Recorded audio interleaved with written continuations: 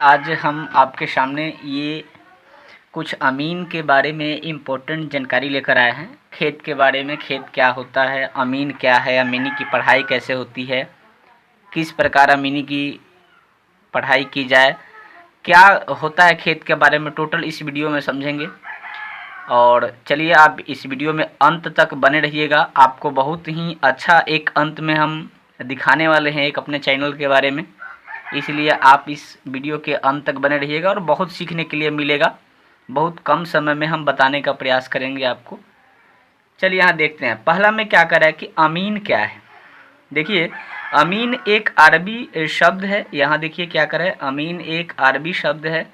हिंदी इसका वास्तविक अर्थ एक सच्चा इंसान होता है। अमीन का मतलब एक सच्चा इंसान होता है, यानी जो किसी भी व्यक्ति सच्चाई ईमानदारी पूर्वक किसी भूमि या भूखंड को सही माप कर नमूना तैयार कर दे, उसे अमीन कहते हैं।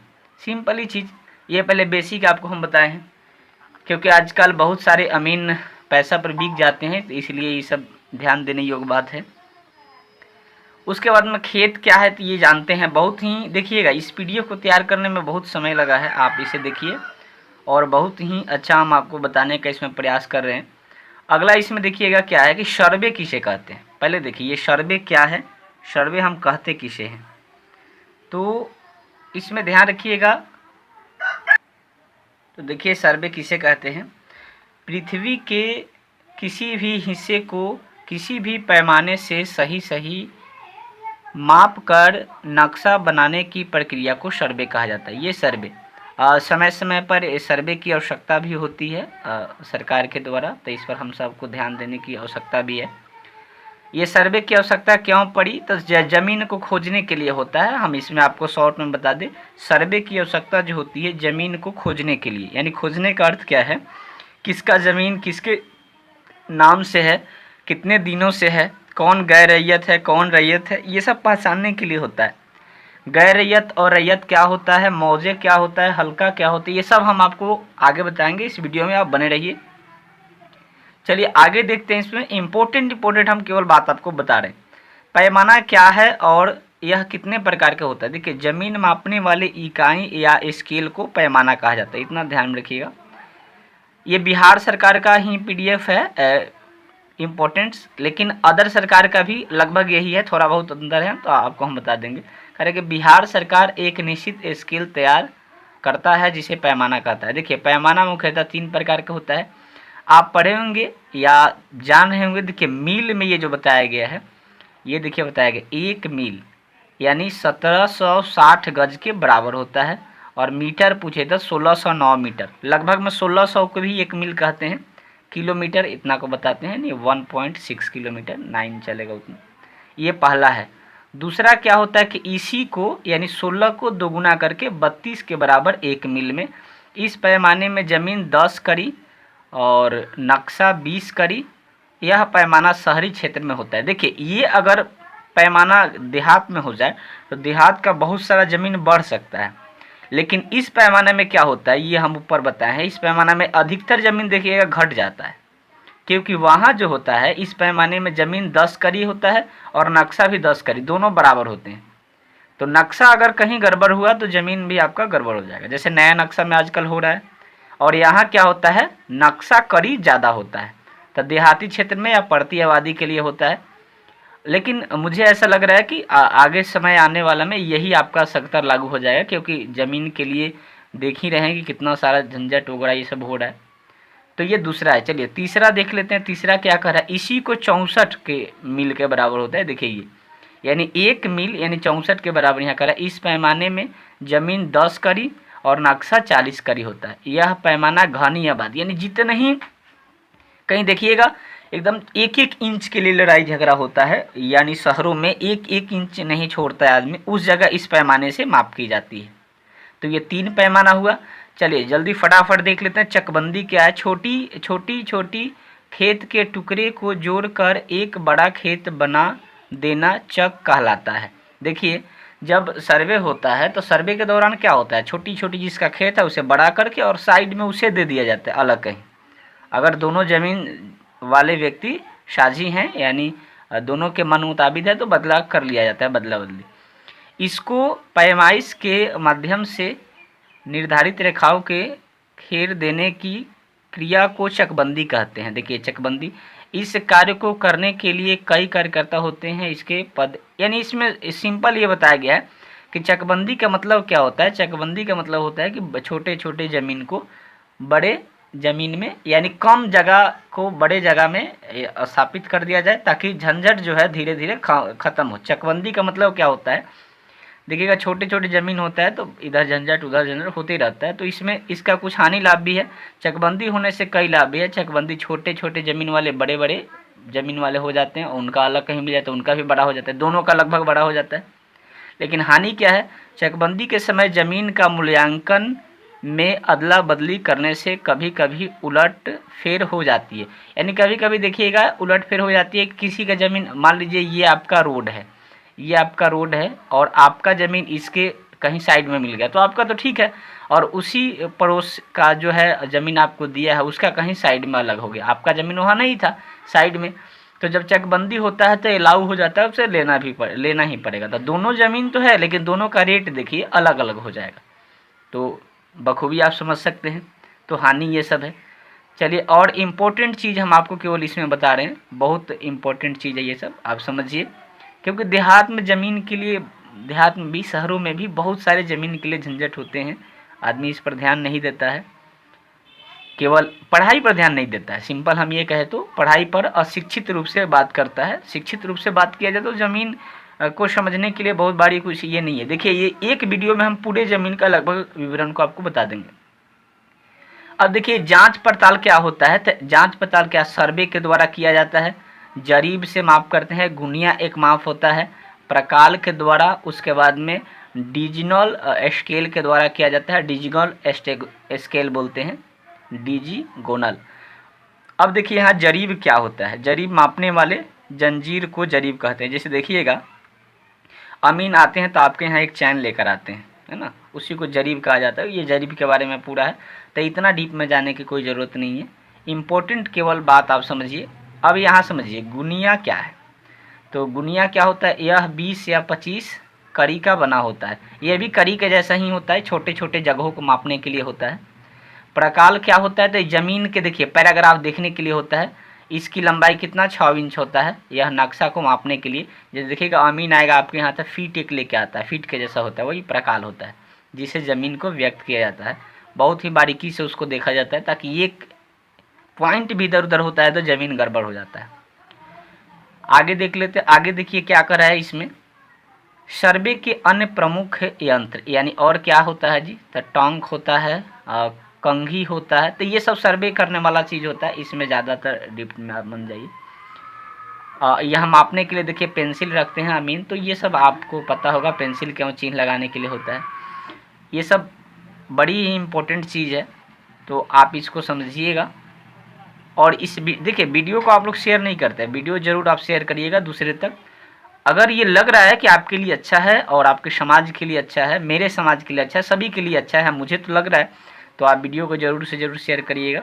यहाँ देखिए क्या करें कि वंशावली से आप क्या समझते हैं, तो किसी किसान के पूर्वजों का नाम कागज़ में नोट कर देना वंशावली कहलाता है, जैसे पिता, दादा, परदादा आदि। यानी वंशावली का मतलब जैसे ज़मीन लगभग भारत में जितने भी ज़मीन हैं सब अपने नाम से तो है नहीं, अपने दादा के नाम से, परदादा के नाम से, बहुत जगह है, बहुत जगह के नामे पता नहीं, तो वो सब क्या कहलाता है, वंशावली कहलाता है। अब सर्वे में शुरू से अंत तक कितने प्रकार के कार्य होते हैं, तो देखिए 4 प्रकार के कार्य होते हैं। एक किश्तवार होता है, और दूसरा क्या होता है, खानापुरी होता है, तीसरा क्या होता है, तस्दीक होता है, और चौथा जो आपका होता है प्रकाशन होता है। ये 4 तरीका से आपका सर्वे होता है। किश्तवार क्या होता है, अमीन को किसी मौजे में सर्वे करने के लिए, देखिए यानी किश्तवार का मतलब कि अमीन को एक क्षेत्र दिया जाता है कि आप यहाँ सर्वे करिए, या कमिश्नर रहता है उसके साथ। अधिकतर तो अमीने आते हैं, बहुत ज़्यादा दिक्कत कहीं होता है तब आते हैं, यानी क्षेत्र बांटा जाता है, इसलिए उसे किश्तवार कहा जाता है। खानापुरी का मतलब क्या होता है कि ज़मीन संबंधित सभी कागजात तो तैयारी करके यानी ज़मीन संबंधी जितने भी कागजात हैं सभी को तैयारी करके इसमें लाया जाता है, उसको हम खानापुरी कहते हैं, यानी उसका जो होता है उसको निकाला जाता है। तसीकत क्या होता है? सभी रायत को, यानी इसमें रायत और गैर रायत को बांटा जाता है। रायत क्या है, चलिए हम आगे वीडियो में आप बने रहिए, हम बताएंगे आपको कि रायत और गैर रायत क्या होता है, तो आप बिल्कुल ही घबराइए मत, सबको हम बताएंगे। प्रकाशन क्या होता है, यानी अंत में जब पूरा काम हो जाता है, अंत में होने के बाद नक्शा के ऊपर और कागज़ में उसका नाम नोट कर दिया जाता है, कागज़ मिल जाता है, कागज़ में उस ज़मीन को प्रकाशित कर दिया जाता है, उसी को प्रकाशन कहते हैं। सर्वे में मुरब्बा बनाने की आवश्यकता क्यों पड़ी, ये इसमें देखिएगा एक किस्तवार होता है, उसी को मुरब्बा कहते हैं। ये सब उतना इम्पोर्टेंट नहीं, और चलिए आगे हम समझते हैं। बहुत ही ये सब इम्पोर्टेंट है। चकबंदी से भूमिहीनों को लाभ या हानि, यानी जिसके पास भूमि कम है या नहीं है तो क्या होता है, चकबंदी के समय जो ज़मीन पड़ती होता है और जो किसी के नाम से नहीं होता है, देखिए यहाँ बहुत इम्पोर्टेंट चीज़ है।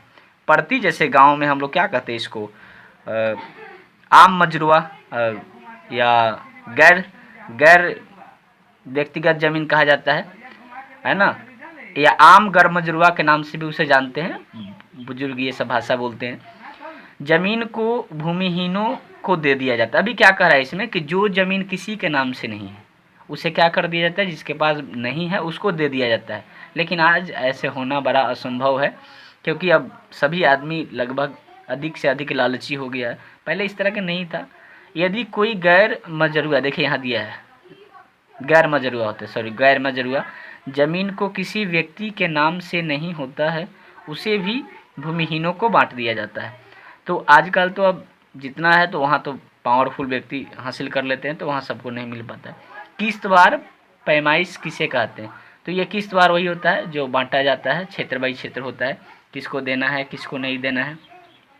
सर्वे के मुख्य चिन्हों के नाम बताइए, यानी कौन कौन होता है, तो मुस्तकिल होता है सर्वे, चंदा या बनबा होता है, इस तरह से किया जाता है। 3 सिवानी, यानी सिवान होता है ना ज़मीन में, जैसे ज़मीन को मापा जाता है तो सबसे अंतिम सिवान देखा जाता है, या जहाँ कुआं होते हैं, कुआं जहाँ होता है वहाँ से भी इसको निकाला जाता है ज़मीन को, जैसे आपकी ज़मीन को माप।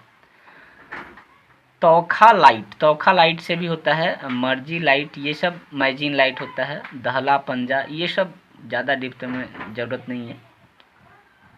अब आगे जो आपको हम बताने वाले हैं बहुत ही इम्पोर्टेंट है, आप वीडियो में लगातार बने रहें।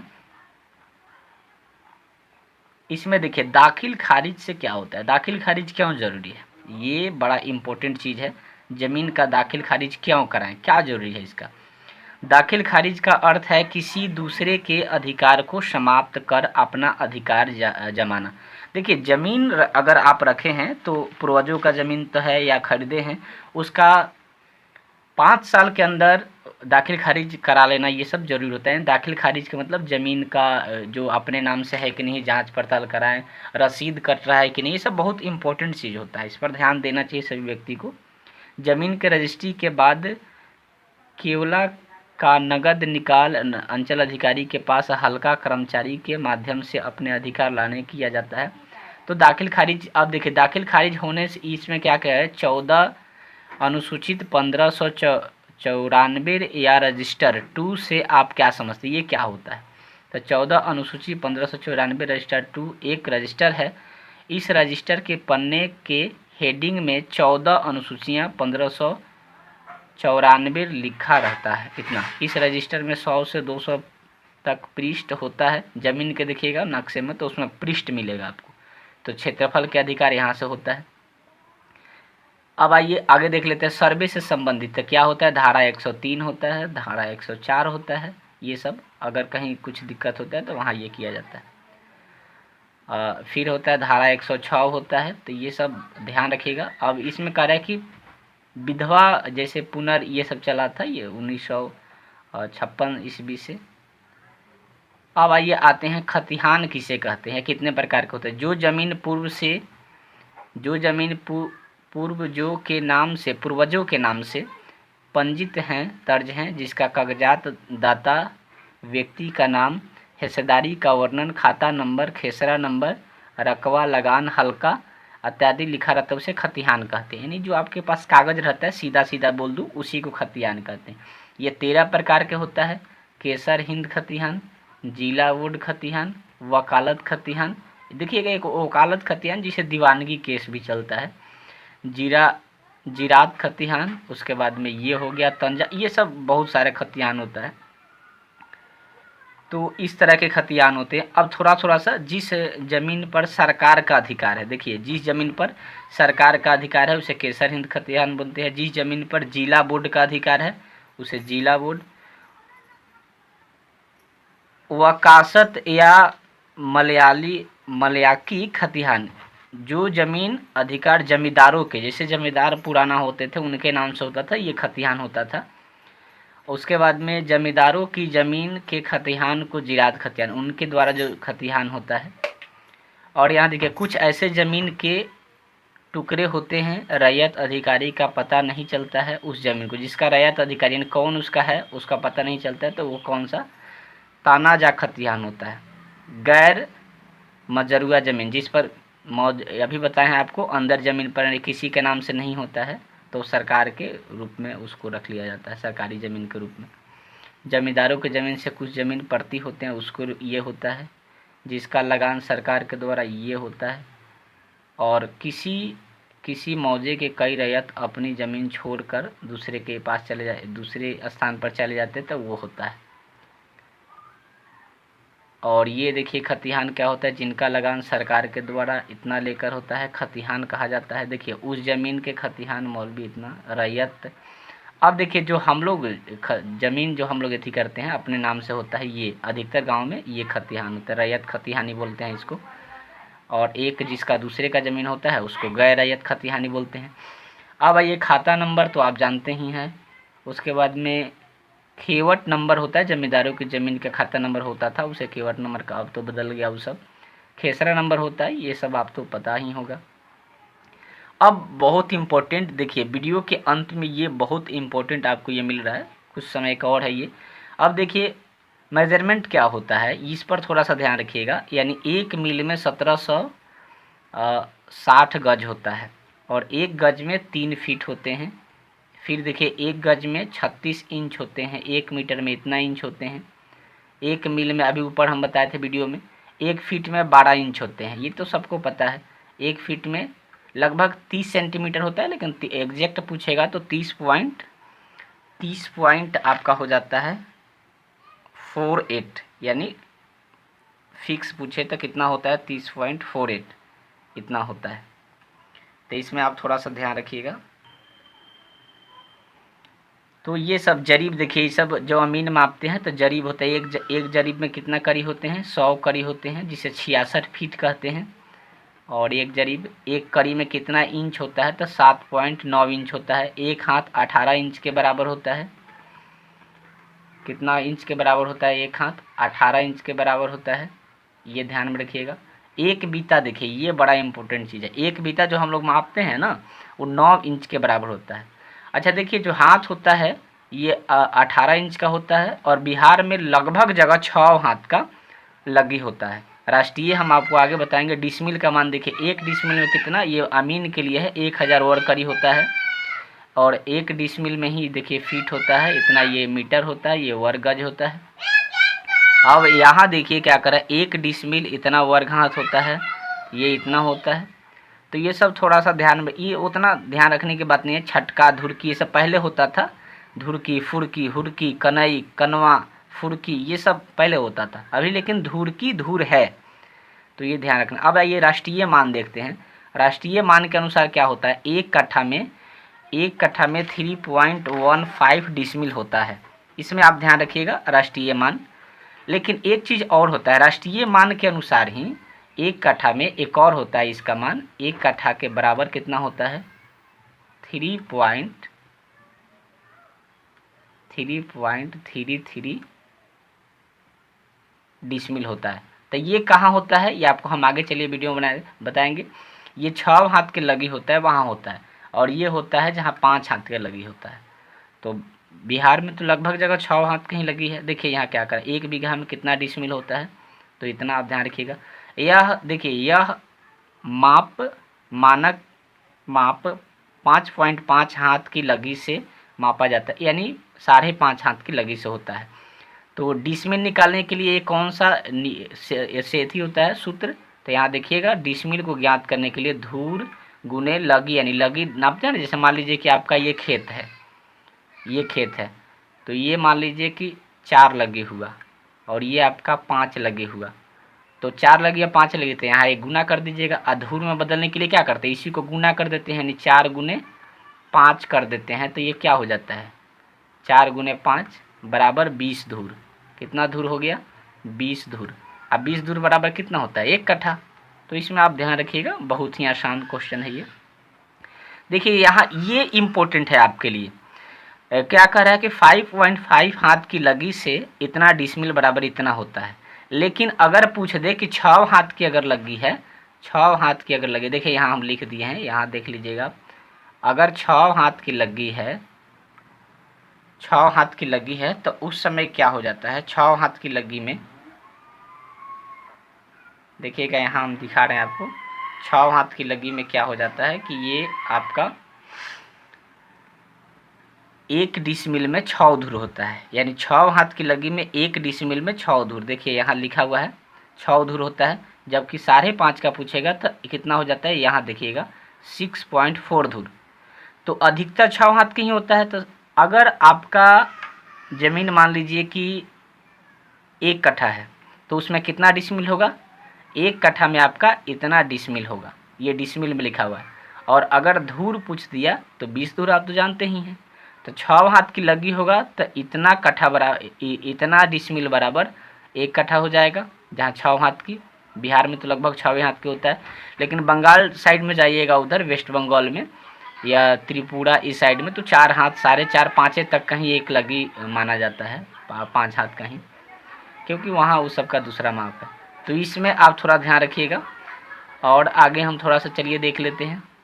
एक चीज़ ध्यान रखिएगा, 400 कोष बराबर 1200 योजन होता है ना।